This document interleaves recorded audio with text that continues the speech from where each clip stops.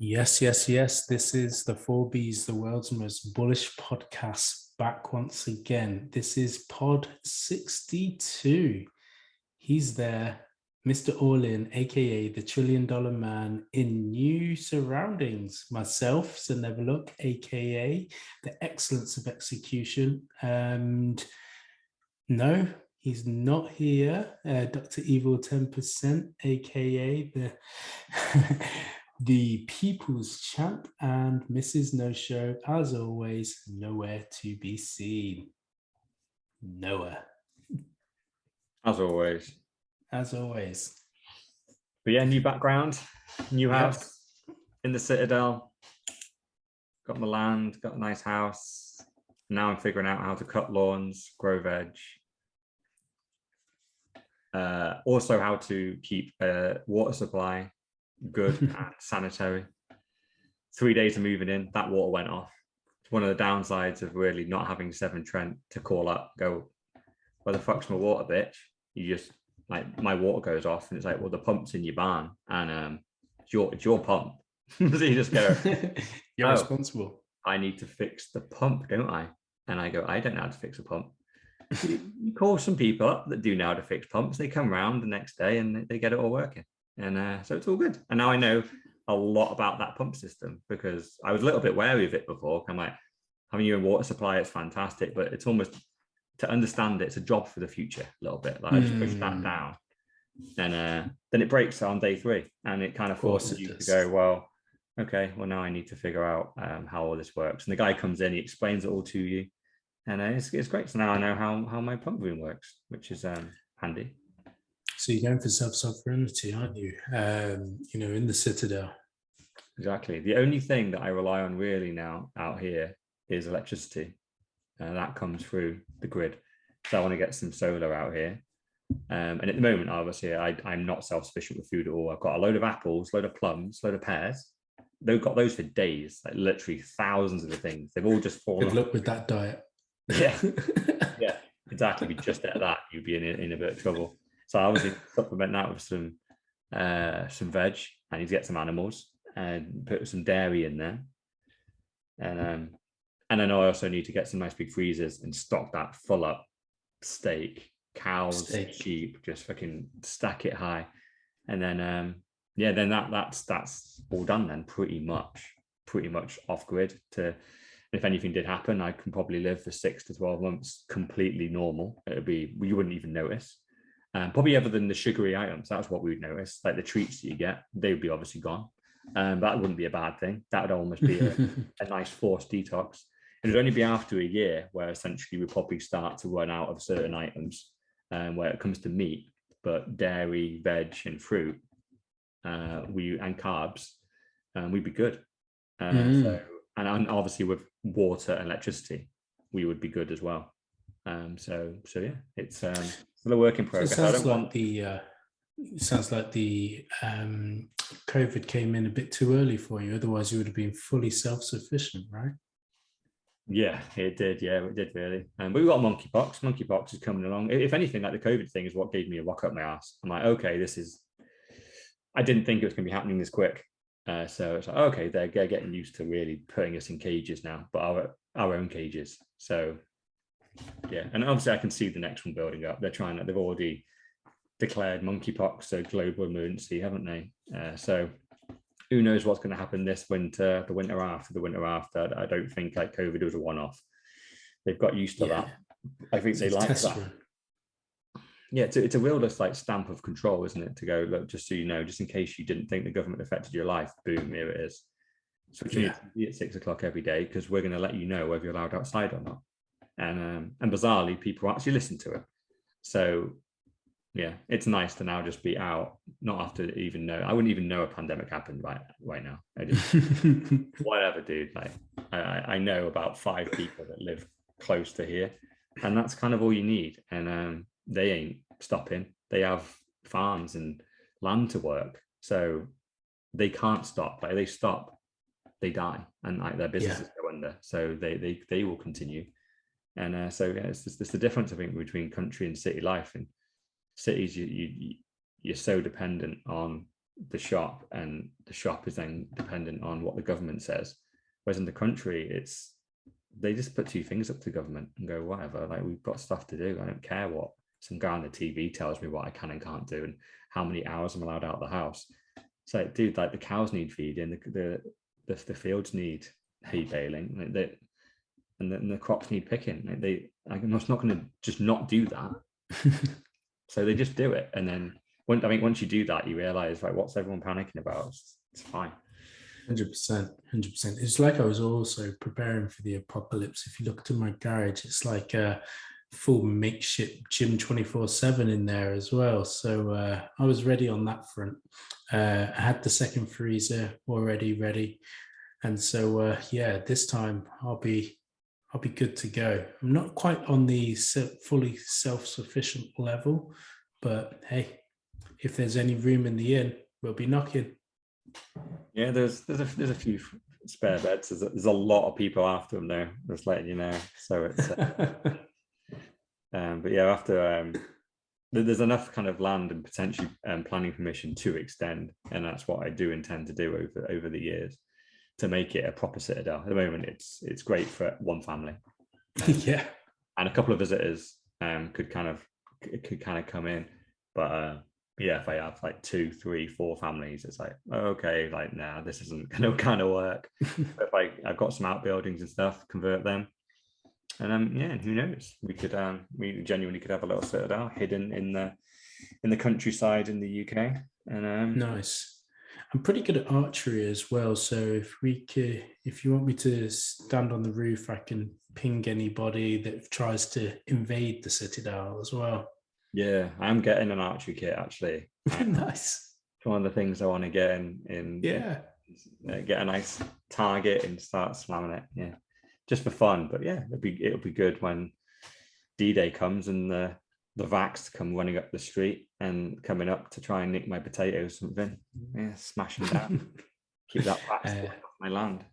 That's the one. And also airsoft as well. Airsoft guns, yeah. they're pretty handy. Yeah, brutal from close range. Yeah, absolutely. So yeah, all good fun and games to be had, I'm sure. Yeah, this room looks like a total tip, but this is the dump room, so it is what it is for now. It will get better. We'll try and maybe I'll try and theme it a little bit better. Put some stuff up, but it's probably going to take me a couple of weeks to do that. It's not high up on my list. Well, ideally, what the audience is wondering is, where will you place the Bitcoin clock?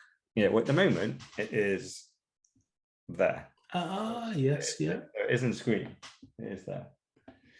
But obviously it's a bit far back at the moment, isn't it? So I might try and rearrange this room a little bit so the wall's closer, so then I can put stuff behind me and you can actually see it. If I put anything back there, it's just hidden on the windowsill, isn't it? Yeah, definitely. But as always, we're back to you, bringing you the best stories and news that's out there. And still, at this moment in time, it's kind of a little bit, we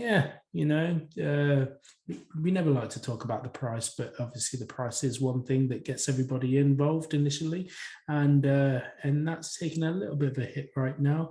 Last time I saw was around about $20,000. Correct me if I'm wrong. I am so never look, so true to name. I try not to, but what are we riding at right now? Oh, it's on sats per dollar at the moment. So you get 4,789 sats per dollar. I think we are on about 20,000 though, yeah. Okay. And you say it to dip, and I think all that's happened really is we last recorded 2 weeks ago, and we were at 19. We were at 19 then. So I think in the middle we've gone to 23, 24, and now we're back to 20. But technically over a 2-week period we're actually up okay.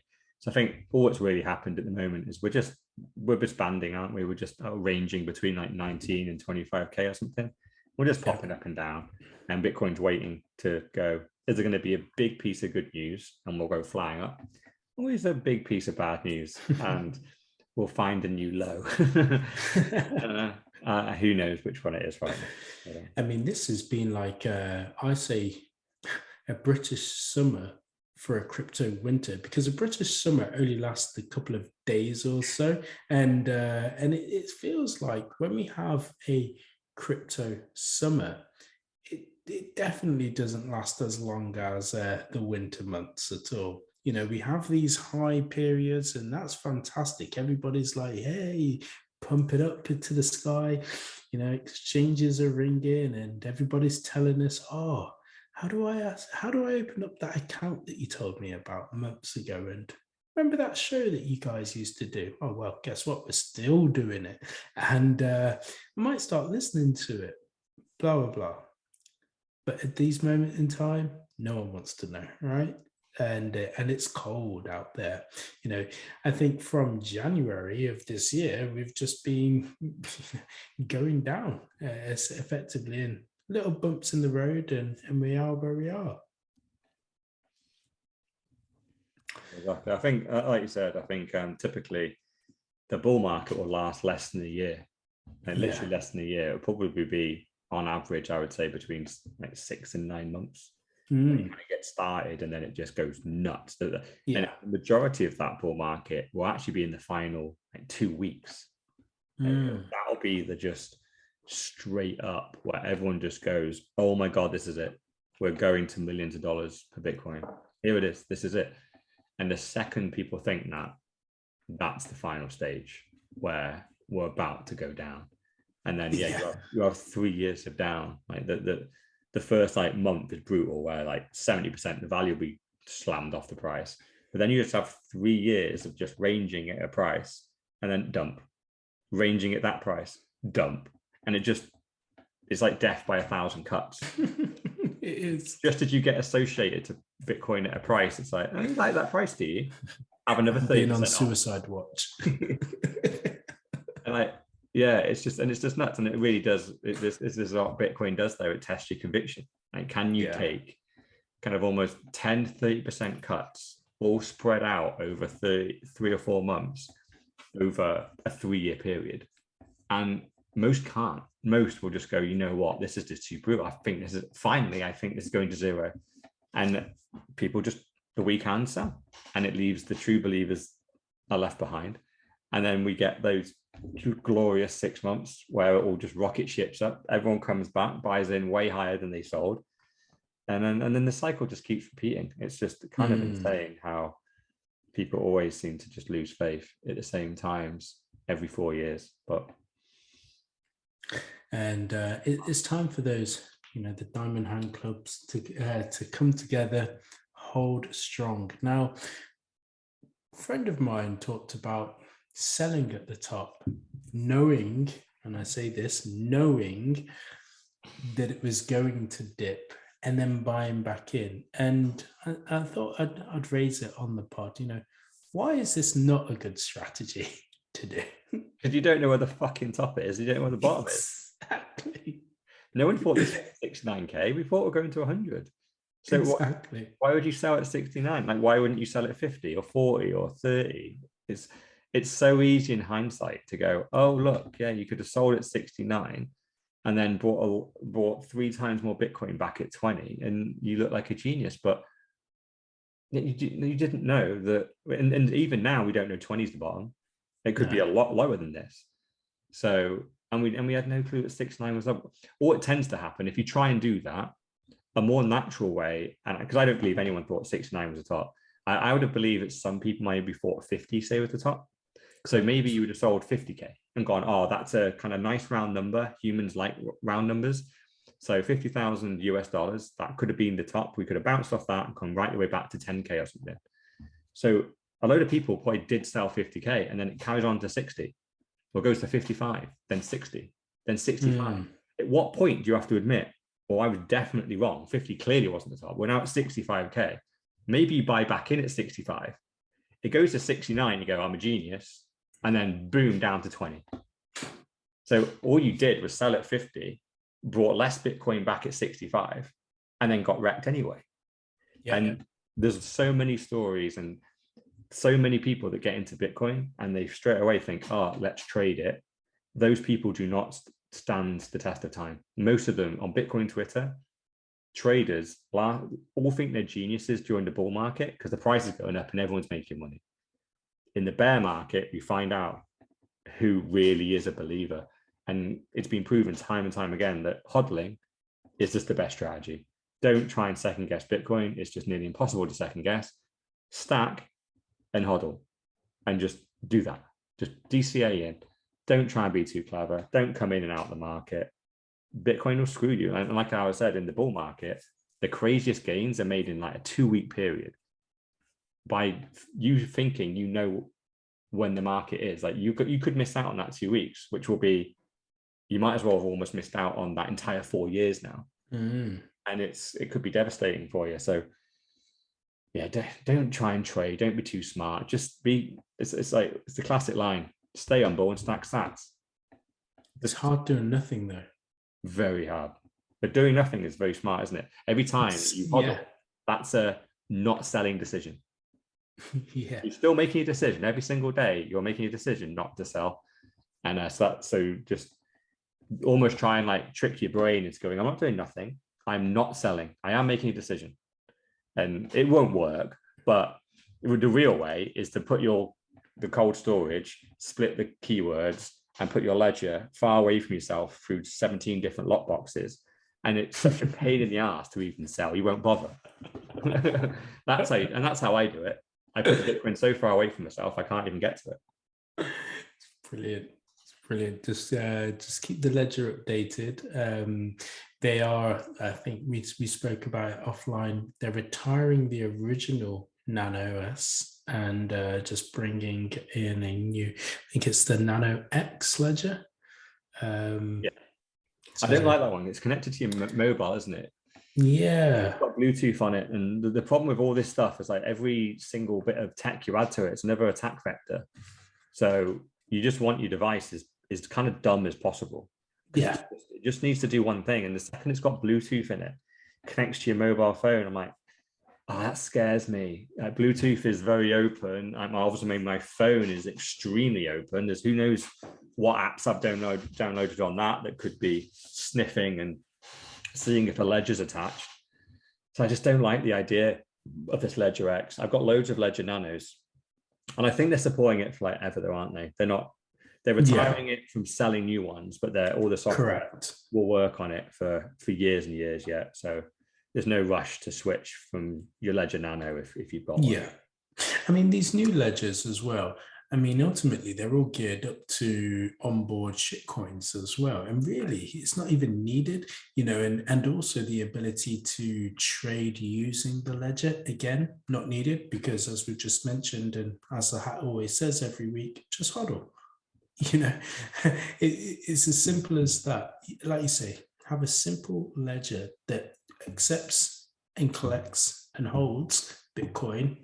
Nothing else is needed. But Ledger know that they've got a really good place in the market and a very good, strong brand. We need to hit them with some new products, something new, shiny, and yeah, lo and behold, they've gone and done it. So it's a business strategy play. It's going to happen, but it is what it is, right? Yeah, it's a sad thing. I think I think that even the Ledger Nano, I think, got an upgrade. They put a load more memory on it. And I was just like, why do you put loads more memory on it? It's because each wallet for each shitcoin, obviously. And I've only ever had just Bitcoin on it. Well, actually, no. I think at one point I had Bitcoin and Bitcoin Cash and Bitcoin SB because they airdrop those for free. So I had them for a period of time, kind of exchanged, got the token drop, sent that off to the exchange and dumped them. So at any one time I had 3 wallets on it, and now I just have one again because I obviously don't have any of those fucking Cash and SB, those shit coins. But yeah, it's just a shame that obviously they're compromising the security, which I think in reality I need to move away from Ledger and go to something more Bitcoin only, like a Trezor, a Trezor, or actually no, Trezor's shit coins as well. In reality, I was going to say Coldcard is probably one of the few that is Bitcoin only, which is, by the way, that from CoinKite, which is the maker of the block clock, they also do a hardware wallet. Called a Coldcard, and that's only just Bitcoin. They will never support a shitcoin. So again, it reduces your attack vectors down because every single time they're adding a wallet for a shitcoin, there's a chance that wallet has a bug in it that actually enables them to get into your ledger and take your private words off or something. It's a small risk, but it's just a risk that you just don't want to be there. And that risk will never be there with Coldcard because they're not adding shitcoin wallets and trying to send them out as quickly as possible because their users are going, oh, I need freaking dink doink and I want to send it to my ledger. So they're like, the developers are freaking firing away, send it out. And you're sat there as a Bitcoin user being like, holy shit, like they're compromising my device. So some dickheads can have dink doink on their ledger. Yeah. Like that's not a good place to be in because eventually they're going to make a mistake and then you're going to get compromised even though you had no interest in that functionality. Yeah. But should we hit off with the first story?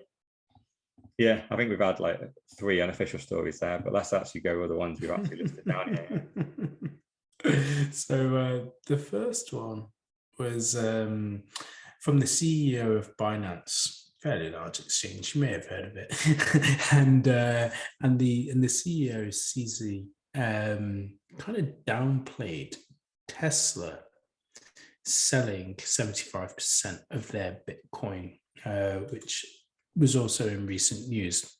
So the reason why he's downplaying it is because ultimately it's a small factor and a small value in the ultimate value of how much is traded in Bitcoin each and every day. So the stats state that there's around about $100 billion worth of Bitcoin that is traded every day across the world, which is crazy to think when you think about it. But the amount that Tesla actually liquidated was 936 million. So again, just a drop in the ocean of the 100 billion that's happening each and every day. And that was 2 weeks ago now. Now, for him, he says, it's nothing in terms of the whole Bitcoin world, and ultimately Bitcoin will carry on. Now, as we know, it does detract from other companies potentially looking to embark in putting Bitcoin on their balance sheet. And I can talk about this from my perspective, that there was a quip from the CEO of our company who was just like, oh, I'm so glad that we didn't put Bitcoin on the balance sheet. But nonetheless, we still carry on for the day, because I will say, if you would have put the shares of said company, it would have been minus 45% and not minus 19%. Yeah, exactly. Yeah, it's everything went down, right? So everything went down. The guy that's saying that, his defense of their share price dumping was, oh, the market's down, and then suddenly Bitcoin goes down. It's like, yeah, Bitcoin shit. Well, hold on. How come when your stuff is affected, it's the market, nothing to do with me, and when Bitcoin goes down, it's like, oh, that's clearly a dumb asset and no one wants it. Yeah. So, literally everything went down, and but obviously this is disappointing. It's obviously disappointing that Tesla sold basically $1 billion worth of Bitcoin. That's how much they brought of Bitcoin, but then they've still got 25% of their holdings, which just shows that they made money. Tesla made a decent chunk of change there. They've made hundreds of million of profit. So what they've really done there is $1 billion kind of exited Tesla and into Bitcoin. They kind of pumped that to like 1.3 billion, I think. So all Elon's really done is gone, let's just take the billion back. We've got 300 million of free Bitcoin sat there, but he needs the money. I've listened to podcasts with Elon on it, and his supply chains are really struggling. There's a load of equipment and machinery that he's got in Shanghai, and they're in full lockdown right now, and that stuff just isn't leaving the ports. And so he's got cars that are like 80-90% finished, and they can't finish them because the final bits are stuck in Shanghai, stuck in China. So obviously that's devastating to any business, right? He's got extremely expensive labor and cars there, and if they're not finished, not only can he not sell them, he can't make more, because the manufacturing gets all backed up. So I think he's just got this extra billion to go, look, we just need a little bit more wiggle room because we're just hemorrhaging money right now. And we don't want people to get too scared because we're not selling as many cars as maybe we could be, just purely because of, through no fault of Tesla's. I think their list of buyers for their cars is huge. It's just that the supply chains are really screwing them over. So I think it's a much more of a reaction to that and not a reflection that Elon thinks Bitcoin and putting $1 billion was a bad idea. I still think it's a good idea. But this is what we always say. It's like, buy Bitcoin, but then buy it with money that you can set and forget for 5 to 10 years. So then it doesn't force you into a bad decision. Now, Elon's kind of got lucky here because he's been forced into this decision because his business is struggling, but he's 30% up. He could have been 70% down, and he would be really regretting it in a year's time when Bitcoin's like at 200,000. He'd be like, oh my God, that decision cost me multiple billion, purely because he didn't have his time preference set right. He invested money that he couldn't really afford to just leave for 10 years. Yeah, that's what we always say. Like, just set and forget. Don't let, if your life is going to demand this money, then the chances are you're probably going to sell it on a downturn. And I wouldn't be surprised if what they're doing right here is Tesla might even be marking the bottom. This could be it. This could be the bottom of the bear market, and it's up only from here. And it's just going to be an extremely bad decision for Tesla long term. But short term, it's probably a very smart decision because I'm sure Elon's going to put that $1 billion to work and get some more cars out the door. So, and it just goes to show even billionaires have cash flow issues, right? Ultimately, I would much rather them sell what they needed to sell, and then it's not a headline of X amount of Tesla workers are out of jobs, because that's effectively what would have happened had he have not necessarily had the money as well. So I do think about that. And then also, let's not forget that Tesla did sell 10% of their holdings previously before, didn't they? When the market price was up. So they made extra money. So all in all, it's not great that they've sold now such a large percentage, but the show's got to go on. And there's lots of things as you talk about the supply chain, and it's not necessarily related to Bitcoin per se, but lots of things happening in China that aren't great for China. The world is potentially experiencing a food shortage. There was a number of people trying to get money out of their banks. And I know we've covered this previously before, but just goes to show that your money is not safe in the banks. But those customers were actually duped into thinking and believing that what they were doing is putting it into a normal, checking account. But in fact, those accounts were actually accounts that were kind of like playing with the stock market essentially, and that's how they were enticed to potentially get 4% returns on that money, but it's not, in fact. So there's a lot of things that are going on in China that I feel could potentially stop them becoming the next world superpower, in terms of like from a leading perspective and taking over the US. It's starting to crumble in front of our eyes. That said, I think the whole thing's a WWE show anyway. I think China, as always, I love the WWE show. China and Russia, in my mind, are just the heels. They're just playing. Yeah. I think at this point they're all on the same team, really. They're all having their little chats behind. So I don't think in reality there is a big kind of takeover from China against America, personally anyway. But yeah, just hearing you describe that whole story of like, oh, the people were putting money in the bank, they thought it was safe, but really they were gambling it.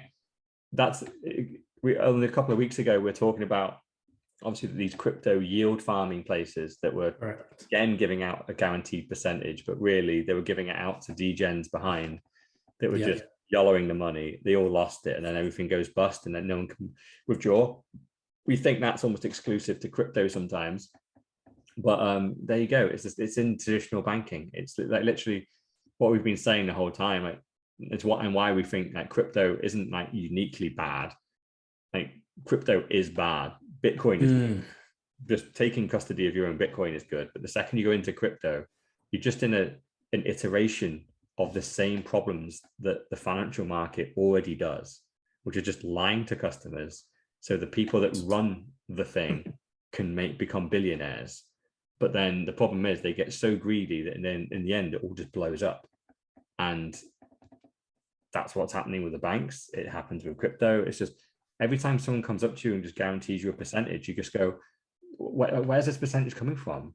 It's just coming out of thin air. It doesn't make any sense. And no one in like Bitcoin land will really promise you that. They'll go, yeah, just buy your sats and just keep hold of them. Yeah. Their spending power will go up, but anyone that goes, give me 10 sats and then I'll give you 20 back, be wary. It's probably a scam. Just get your sats, keep them, and like those sats will go up in spending power like a number of multitudes from where they are today over the next 10 years. You don't need someone to promise you more sats for free, because you just got to go, where are these sats coming from? And there's probably some kind of degenerative behavior behind it. And that kind of behavior always blows up in the end. It might take a month, might take a year, might take 2 years, might take 5 years, but it will blow up in the end. And then you lose everything. And your greed of an extra 4% of sats will cost you 100% of your sats. So why do you think there's not a bigger outcry from the general public when it comes to banks and financial firms doing these types of tactics? Because lo and behold, when these people found out that they couldn't make withdrawals, they also found out that the head of the bank's parent company was wanted for financial crimes and had taken off and evacuated the country and gone to the US with nearly $6 billion. That's the problem, right? So they're all in on it. And like how I just said, like China and America are like best buddies, really. Well, there you go. Where's that $6 billion going? It's going into the US economy. Yeah, I'm sure there's someone on the other end taking a little cut of that and letting that guy live a life of Riley. Yeah. Why wouldn't you extradite him back and like let him suffer? Or why wouldn't you punish him yourself in America?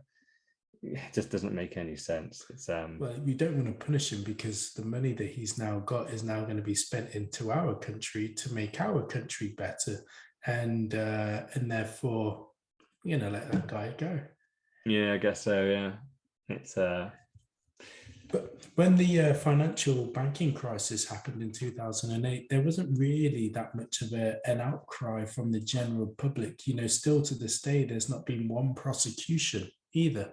And I very much doubt that despite all of the protesting that all of these Chinese citizens will be doing, there won't be any prosecutions with this as well. And the sad thing is that ultimately, because it wasn't in a bank per se, and it wasn't a check-in typical standard account, it's not protected by the equivalent of the FSCS ruling of, like up to £85,000 in the UK. I think in the US it's $250,000. So that protection that the normal consumer actually gets doesn't count in this instance. So they really have lost their money. Where I'm going with all of this, again, is ultimately back to Bitcoin. If you had Bitcoin and you were putting it into Bitcoin, and as we know, there's only going to be 21 million, the gamification is inbuilt into it in terms of the scarcity, and therefore price will go up naturally in time. Can't give any promises on time, but that is where they should have been placing their money. that is where they could have been taking self-sovereignty off for the actual actions of themselves, and not necessarily putting their money in a bank. I guarantee between this show, pod number 62, and the next 50, we'll have another bank story for the public. Oh, guaranteed, yeah. The thing is, just got to know is like they're all corrupt motherfuckers. Like from institutions to the government, they're all working together. They're all taking their slice, and then they don't ever prosecute each other. There's a great individual example of that literally this week, where you see the story about Nancy Pelosi, where there was a big vote going through Congress about microchips, and they've identified that there's a huge centralization of microchips, and they want to bring it inside America. They're very reliant on Taiwan for them. And so either the day of the vote or about 2 or 3 days before, no one's quite sure yet, it'll probably come out, but Nancy Pelosi brought $7 million worth of NVIDIA stock. Well, I say Nancy, her husband did, which obviously they never speak. So he bought $7 million worth. That vote happens, and the vote, or actually, it's not even a vote, it's like a policy that then just came into fruition.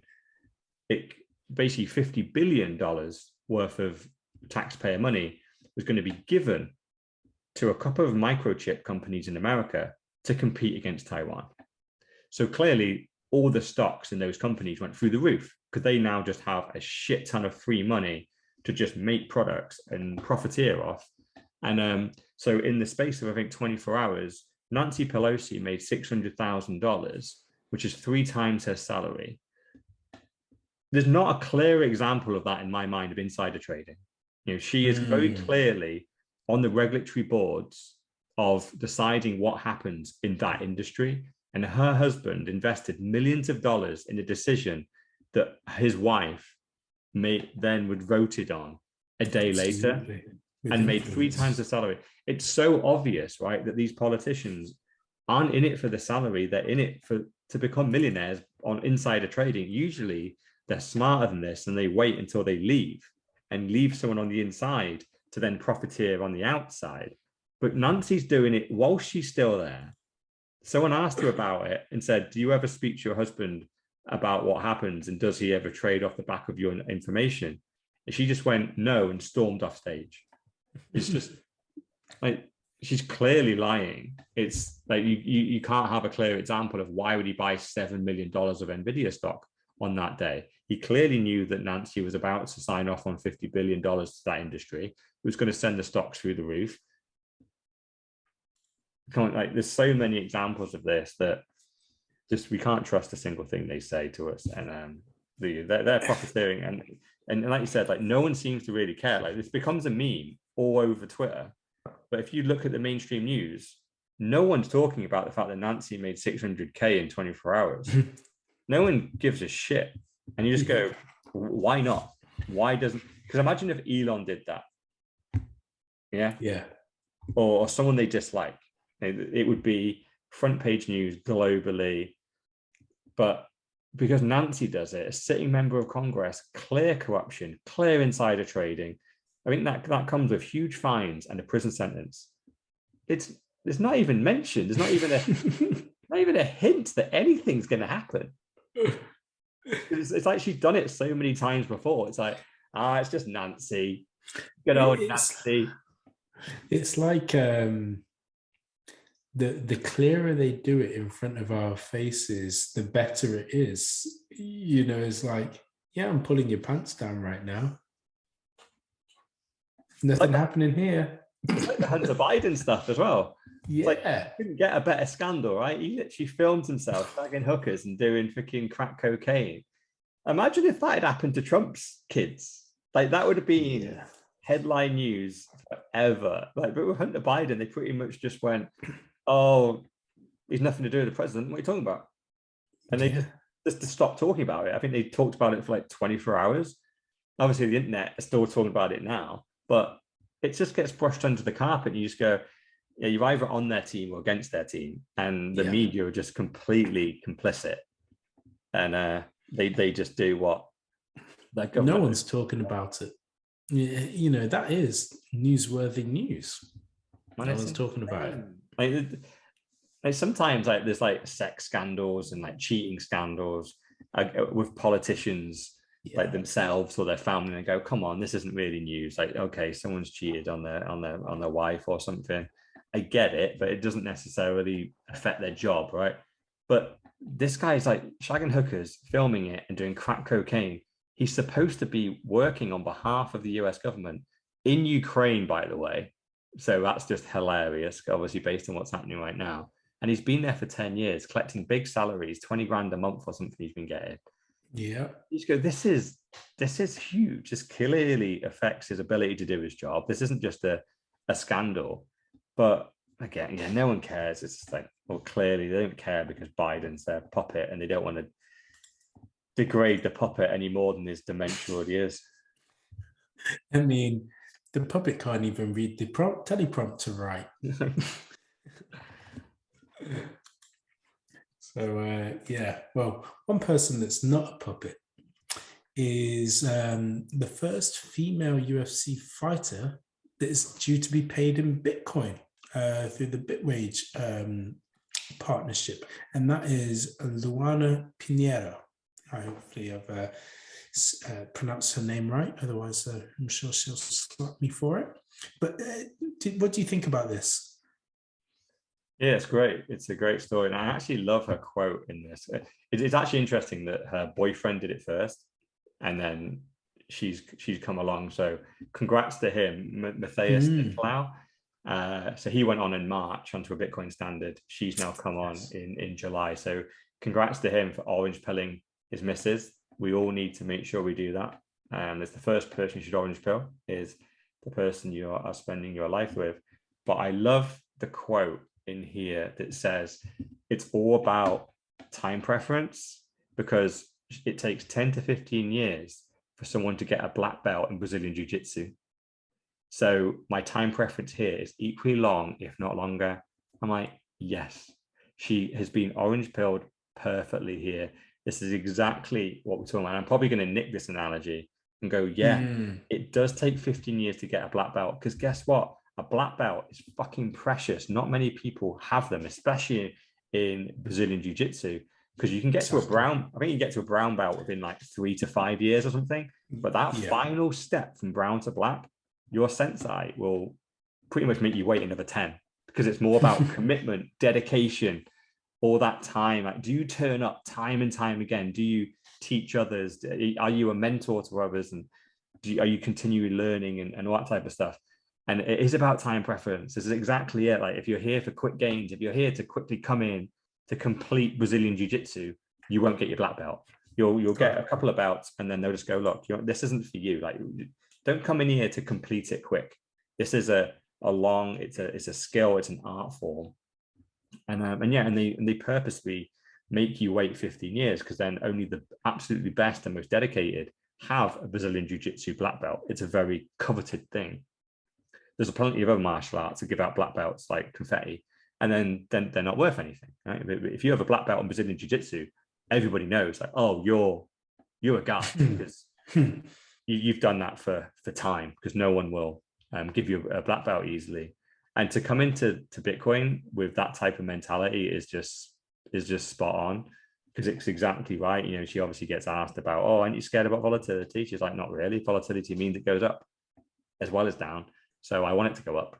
And I don't care about short-term price. I'm thinking 15 years ahead. Like, this girl gets it. It's perfect, isn't it? And given the fact that she's in a region of Brazil, obviously where the volatility and price inflation is happening, she's going to be quids in. So we could one day see her running for president for Brazil, because she'll be so rich, I'm sure. Yeah, sure. She's setting a standard for everybody.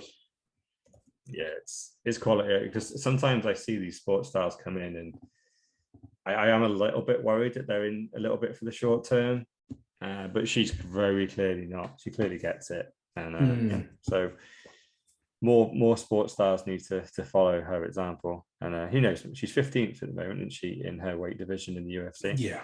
So Yeah. if she can get a little bit higher up on that rank board, get into top 10, maybe top 5, and then That's the one. get a little bit of publicity and bring Bitcoin along for the ride. Well, definitely look out for her, and if she gets one of those, fight of the night, 50 G's, Dana, 50 G's. That would be fantastic to put towards her stack as well. 2.5 Bitcoin, that. Yeah. So she'll be in.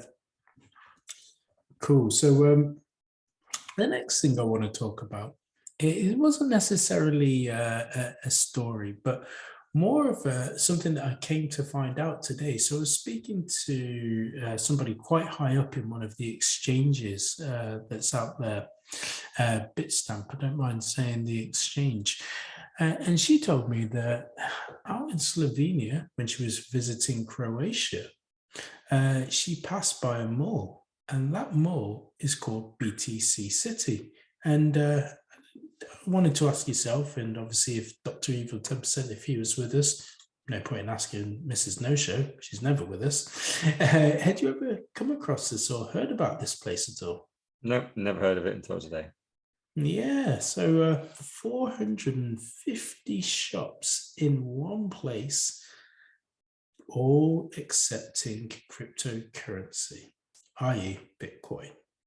And so you can buy food, you can buy your clothing, you name it. If it's in the mall, it's there, and they will accept it. And equally, she was very impressed because Slovenia, for me, and up until this point, wasn't necessarily on my radar as being a Bitcoin-friendly place, but they are on it. And it may be that right here and now, if you're listening, you're being made aware that Slovenia could be the next place where everybody wants to go and visit, similar to like in El Salvador. The fact that there won't be that many people that need to make the laws there. As a company gets bigger and bigger, more hands to the fire, and decisions become indecisions, and they don't make decisions. But Slovenia being pretty small, seems like they've gone forward full pelt, and Bitcoin is the way forward for them. She even talked about the restaurants being busy and the nightlife being super busy, and booking way in advance. So I think that Slovenia may be on my hit list of places to visit in Europe. Yeah, no, I do love this, especially for someone like myself. I'm pretty much all in, and the only bit of money that I don't have in Bitcoin now is because you can't spend it in most places. So I would love if this kind of thing was more local to me, then I could be completely on a Bitcoin standard. And because people say, oh, don't spend your Bitcoin, whatever. But if you have dollars or pounds or euros, then that's obviously fiat that could be Bitcoin, and you're spending it, right? Because life costs money to live. So I would much prefer to convert every single piece of fiat I have into Bitcoin, and then be able to just spend it on a day-to-day. I would be completely fine. Lightning is amazing. There's zero fees, instant settlement. So yeah, I would love this is the type of thing that would make me be able to get rid of fiat forever. And I would never use pounds again. But unfortunately this isn't in the UK, but yeah, it's amazing. It's an amazing find. I don't know why this isn't more popular. I'd like to know.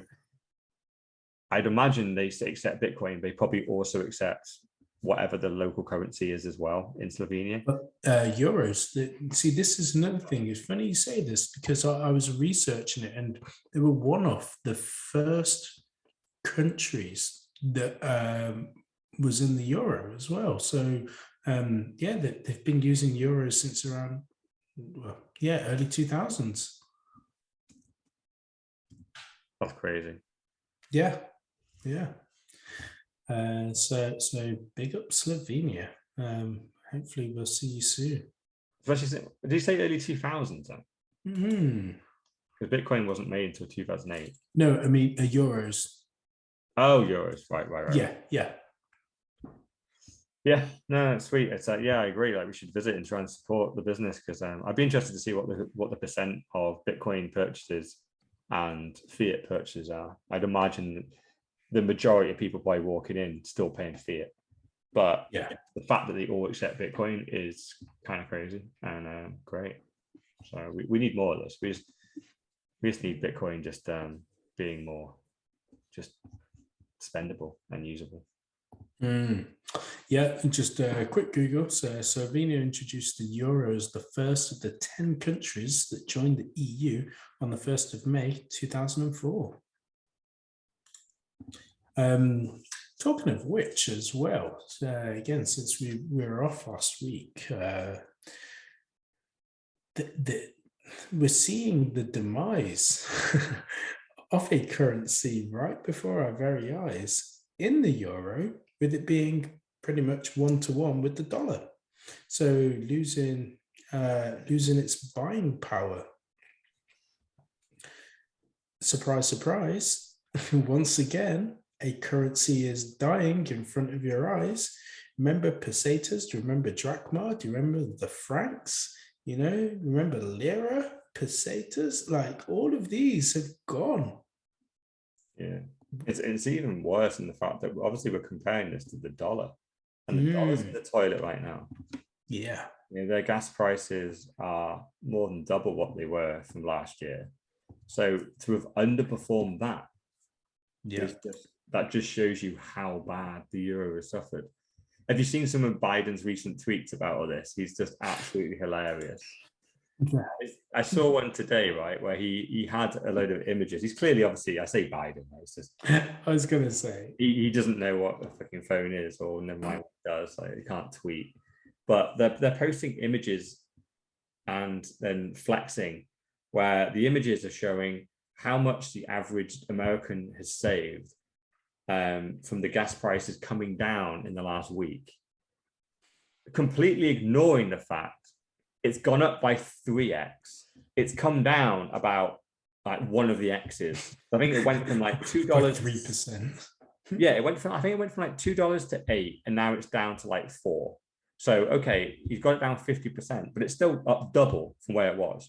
And he's now going, this fall from $8 to $4 is not only record breaking, we've never had price decreases this big.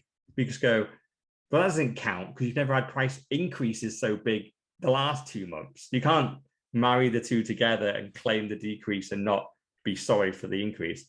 And then he's going, because we've gone from $8 to $4, forgetting the fact we started at 2, he's going, look at how much savings there are for the average American family. And it might not look like much, but this really matters to poor people. And he's got like $85 for gas and like $25 for fuel and like heating your home or something. And you're going, is this a parody account? Like, does he really think people are this dumb? You can't increase the price of like a Mars bar from 20p to £1, then decrease it to 50p and go, look how much money I've saved you. Because it's still 50p and it was 20p last week. Like, what the fuck is going on here? It's absolutely nuts. I do think he wants you to believe it. That's the problem. And he'll go to his grave any day soon and hope that you will not question his authority. It's just like such a lack of respect for, I think, for our intelligence that they're pitching this. And I can just see that in a year or two, the fact he's still there is like the insult to the intelligence, and the catalogue of errors is the insult to our intelligence. And again, it's weird that maybe it's because we've just got so much going on, or maybe there's some like overlap and lag from the pandemic, but there's no real uproar in any of this. Or were people so disillusioned from Trump being in power that they're like, let the old guy just kick it for a while. It's fine. You know, he's not saying anything offensive. Just let him have his moment in the sun before, again, he pops his clogs. I don't know, because really and truly, people should be, as they were in Sri Lanka, rioting right now. 3 times the price. It's nuts, isn't it? The whole world is just clown world. It's just the problem is, I just think before, I don't know whether just I wasn't paying attention, but I thought that their lies around inflation were better. But now, like Biden literally celebrating and saying how great his price decreases are after them still being double what they were a year ago. You just go, are people really is there a selection of the population? They're actually cheering him on for this and going, yeah, that's great. Because I read the comments underneath these tweets. He's just getting abuse and meme to fuck. He talks pictures of his son and just being like completely lambasted. And you go, it doesn't look like anyone here is falling for it. Is anyone falling for this? Like, does it even matter? Like, do they just push these messages out and just not even care if people believe them anymore? Like, why are you doing it? Because we also know that resistance is futile, because really we're in an open prison, right? Yeah, well, if you're on a fiat standard, absolutely, because they control the money. And if you get paid in that and you're spending all your time and effort getting paid in fiat and then storing your wealth in fiat, then yeah, resistance is absolutely futile. They'll just inflate you away and there's nothing you can do. Yeah. Obviously, is the way out is the Bitcoin standard. Like, that's take their power away and convert your money into Bitcoin, and then they can't. Their games will just be a sideshow for you to laugh at, as opposed to something that you actually care about. Because I genuinely thought that, like, the last couple of tweets that come out of Biden's account this week, I thought it was a parody. I double clicked it and went, he did not tweet this. This is this is a joke. This is someone pretending. You have to check that blue tick. Yeah. Because like, there's a symbol on Twitter that looks like a tick as well, and it's like some people use that. And I'm like, there's just no way. He did not say this. There's just no way. This is a parody. And you just click through, like, oh my god, this came from the main account. Like,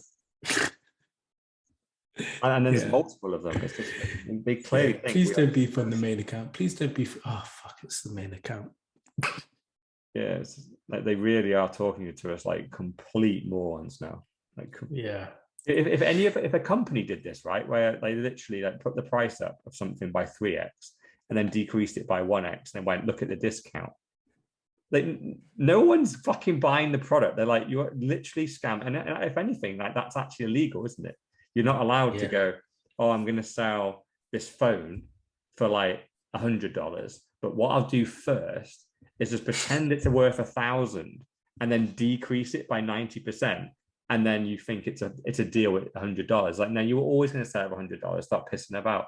It's literally illegal. Whereas they seem to be doing that with petrol in America. And the president's going, look at the discount. It's like, dude, it's still higher than the original price. Maybe it's because in his mind, he actually believes it in the senility. It's just like, it makes sense to him, and anybody else that's 97, it makes sense to. But for the average person, 96 years and under, it doesn't make sense. Yeah, Anyway, should move on to some different type of insider trading. Yeah, let's go for it. So our last story today is the Coinbase guys have got caught insider trading. So and they've actually been prosecuted now, and they got found guilty. There's one guy that used to work for Coinbase. I think actually he was a product manager. So one of my group runs I think product or part of product, and he obviously knew which new coins were being listed on Coinbase. So what he was doing is telling 3 of his mates to go buy a load of this coin, because once Coinbase lists it, the price will go up, then we'll dump it. And weirdly, I think they only made like a couple of $1 million out of this between the 4 of them. I think they made like $2 million, which bizarrely, when you have this type of info, they should have made a lot more, like a lot more, because the price of these things really do fly up well, at least they used to. Because back when they were doing this, Coinbase, I think, only had, say, 20 or 30 shit coins listed. Now they have hundreds. So it doesn't really matter if you're like the 400th, you don't get a pump anymore. It used to be when you get listed on Coinbase, everyone logging into Coinbase like, oh, new shiny toy. Maybe this is the new Bitcoin. And they'd all buy it. And then it goes to zero. Like, oh, Yeah. no, maybe not. Oh, there's another one. And they'd only be listing like one every couple of months at most. But now they're listing like a dozen every 3 days. So it's just completely diluted the waters. So this type of trade. And the way that Coinbase market their coins as well, it'll be in your face. This is what you need next. And like you say, if it was listed on there, it would have meant, well, it kind of brings a legitimacy to the shitcoin, even though there's no legitimacy to a shitcoin. Because on all the other exchanges, probably the less well-known ones, is where you can normally buy the shitcoins. And that's why the other exchanges exist, because they will accept and where people typically buy the shitcoins from. But, if it's on let's say the poster child of exchanges, Coinbase, then you've hit the top of the top. Yeah. And then obviously Maybe they didn't have enough cash flow, by the way, to really make yeah. It's hard to get your money hard to get your hands on money to then start to make the money. So yeah, maybe it was just that. They should have used some leverage and stuff. Because the thing is that if I'd have known this type of stuff, right? Everyone could probably get their hands on 10K, just take it as debt and get a credit card. And what you could have done then is gone on Binance and then put your 10K and made it worth 100K through leverage to 10x it. You could have been crazy in 100x it and make it worth $1 million. And then just go long on these assets. And you'd have turned 10K into $1 million on the first trade. And then now you sat there with $1 million. And I think they did this like 5 or 6 times. So, and I'm just reading the article now, they actually made $1.5 million in total. Yeah, that's right. Which maybe they were actually doing it smaller to not get caught, maybe. But the problem is the shitcoins that got listed, they basically had no volume before. And then 2 days before they get listed, someone randomly buys a huge chunk. There's a big spike. So like everyone could see it on Twitter. Like every time the coins got listed, we used to joke about it that clearly someone is insider trading. Yeah. It's almost like a known joke. And people actually looked out for coins spiking, going, oh, that's the Coinbase early buy. It probably means it's going to get listed in 2 days. So let's buy it now. Like people are literally second guessing where the insider trading was. It was like an actual thing they were charting. I'm like, oh my God, this is like such a crazy thing. That's so like, corruption right in the open. But isn't it ironic, right? That these 3 guys who are obviously unknown, got away with $1.5 million between the 3 of them. They're going to jail. This guy tried to flee the country and got stopped at the airport. Nancy Pelosi is sat in Congress, made 600K, which is more than these 3 made. They only made $500,000 each. Nancy made 600K in one trade in a day. Where's her conviction? I'm missing that article. Whereas these guys are being hung, drawn, and quartered and being seen as ill-gotten gains, criminal prosecution, tried to flee the country. Oh, right, yeah. And then Nancy does the same thing. Nothing. Well, of course, these people are being made to be the scapegoats, and it paints a bad picture for cryptocurrency in general, and also for Coinbase as an exchange.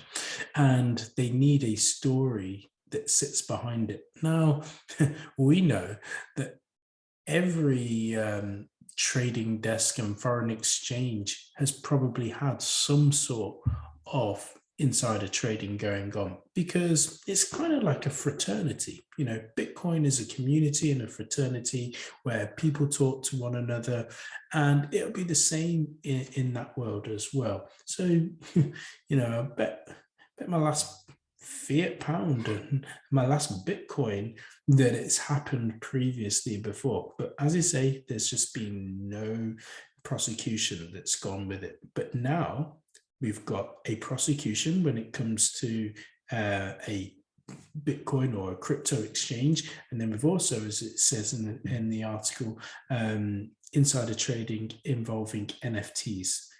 We don't really care about NFTs, but it just again paints a bad picture of anything related to crypto. It must be dodgy. It must be stopped. We've got convictions now, and it continues to put people off entering in the marketplace as opposed to staying in fear. Yeah, no, that's a good point. It's anything just to justify more regulation, isn't it? Correct. Yeah, more regulation and the classic "haha, we told you so." Whereas, as we were saying before, we're not hearing these stories when it comes to anything related to insider trading with said known people, or people that are just doing it blatantly in front of our faces. What about the insider trading that happened in 2007 for the financial crisis?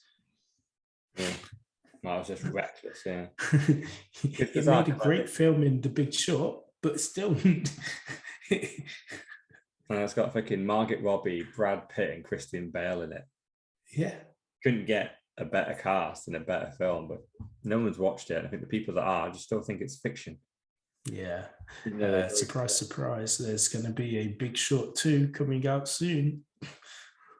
There will be, yeah. And it'll be brilliant. It will follow on because they literally end Big Short 1 with, no one got prosecuted and they're doing it again.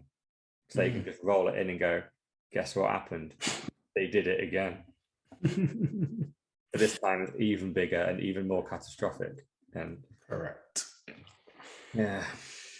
But it's bizarre because literally that whole story is one bad apple, but I can guarantee they'll linchpin off this and bring out a whole regulation for the entire space that affects like me and you. It's like, well, hold on, we don't even work for an exchange. Like, if you want to bring regulation in, like maybe regulate inside the exchange a little bit and go, this information should not be passed out and should be made more clear, blah, blah, blah, blah. But in reality, it's one bad egg. I can guarantee this happens in every single financial institution, every single company that's listed on the stock market. They have good or bad news. I can guarantee they tell their mates and they trade on info.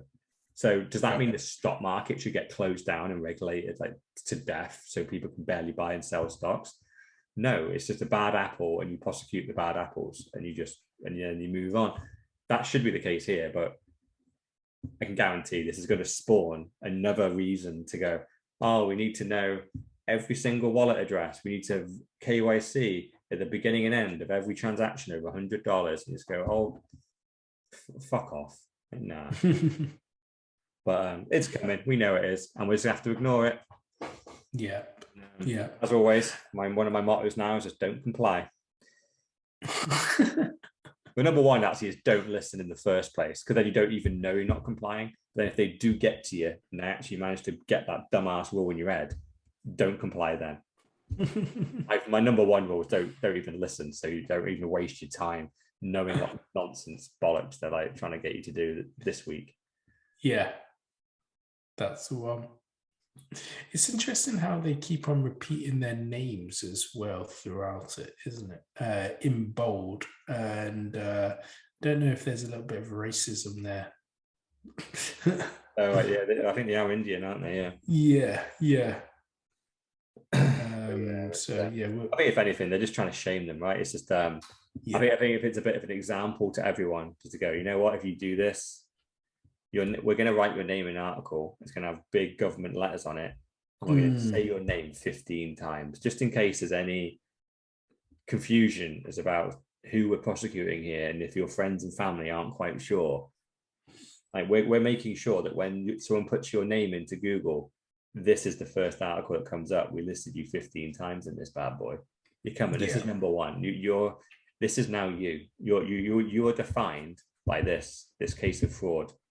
And it's almost like you over punish the first person, don't you? You set an example, to prevent anyone else doing it in the future. And like you said, I think they just want people to stop going into the space completely, just scare everyone off. Like if you go into this, make a mistake, this is what happens. And And it'll be interesting to see what they actually get, because the offence carries a maximum sentence of 20 years. So all three guys could effectively get 20 years. Again, we know, as we said, everyone was affected in 2007 and 8, but no one was prosecuted. So yeah, let's see how this one pans out. Good old Nancy still fucking insider trading and working in Congress, taking two. Yeah. Double bubble. I think the lesson is, if you're going to insider trade, also work for the government at the same time, and you get away with it. There we have it. Or insider trade and actually make billions. I actually realized fraud only is fraud if it's like below a number. Once you get into the billions, the fraud gets so big, they just kind of go, it's fine. But if you fraud someone of a couple of million, they really don't like it. If you do fraud someone about 10K, they really don't like it. They'll throw you in prison for 10K. Yeah. If you do fraud like a massive business or a company or a country of 10 billion, they're like, forget about it, mate. Don't worry. We'll just print 10 billion and put it back. Because yeah. And I think if anything, you get a knighthood. So So the moral of the story is, from pod number 62, is if you're going to commit fraud, do it big. Go big. Work for the government. And work for the government. And if that doesn't get us off air, nothing else will. I've got plenty of other stuff. Yeah. No. Let's end it now. Let's end it now. Or Bill Gates visiting the island 36 times. The Epstein Island. Yeah. What else can we say that's controversial that we shouldn't? Vaccines. Just saying that word is like, Corona. You got the Japan president obviously got assassinated, and big things is he didn't mandate the vaccine, did he? Naughty boy. That's right. Quite sharp. Yeah. Was that the reasoning behind it? Well, what was it? I think it was about probably a year ago now, where we went through 4 different leaders of different countries, all didn't lock down and didn't. Of course, vaccines, all got killed in various ways. But Japan, they were all relatively small countries, and you probably slightly classed in third world. Japan absolutely is not that, but they also didn't mandate anything, didn't mandate the vaccine, and then so they've shot him. And then the guy that's come in, guess what? He's a WEF member of the WEF, and straight away wants to mandate vaccines. And it's exactly what happened on the last 4 guys, because even though he's from the same party as well, so you'd think they would have similar policies, right, on this type of stuff. This is big stuff. So if the leader goes and the assistant comes in, you wouldn't expect a huge amount to change. You'd expect probably a little few things around the periphery, but by and large, the big policies would stay consistent. Nope. In each and every situation, a different politician from within that party kind of came from nowhere, got to the top, and completely reversed all the mandates and lockdown legislation, and suddenly put them all back in to comply with the WEF and WHO protocols. And you go, again, it's right in front of our face. It's just If you tell people like this in our outside world, they're like, you're a crazy person. You just go, it's right here. I'm not even saying like they did it. Like, if you Google the guy's name and put the WEF, the new Japan president, the prime minister, put his name in and put WEF and click search, it comes up with his WEF page. He's there on the WF website. The other guy wasn't. And he now mandates vaccines and is much more in support of lockdown. And you go, I mean, in conclusion, but if you can't tell, that guy clearly got knocked off and then replaced with a puppet. These are WEF puppets, right? They are these young, charismatic WEF puppets coming in to just do their bidding. There you go. We get cancelled now. That's it. We're done. We're cancelled. Mr. All In, as true to his name, has gone all in on the rant to get us cancelled. We knew if it was anybody that out of us all, it was going to be him. the odds were long on Mrs. No Show getting us cancelled, and between the misinformation of myself and Dr. Evil 10%, yeah, there could have been a slight chance. But no, Mr. All In has brought Pod 62 and probably the entire show to an end.